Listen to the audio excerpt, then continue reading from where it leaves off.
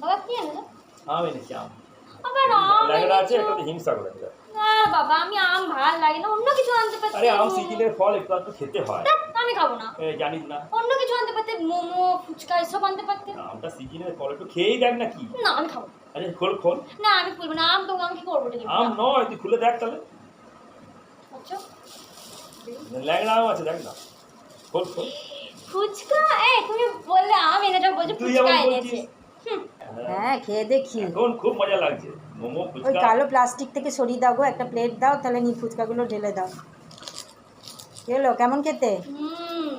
দারুণ, সত্যি খুব ভালো। ভালো খেতে নাকি বলি? আমও কিন্তু ভালো খেতে হয়, তুই আম ভালোবাসিস না তাই বলছিস। আমটা খেয়ে দেখ। বাহ, ফুচকাগুলো তো অনেক বড় বড় রে, সত্যিই খুব বড় বড়। বাবাকে থ্যাংক ইউ দে একটা।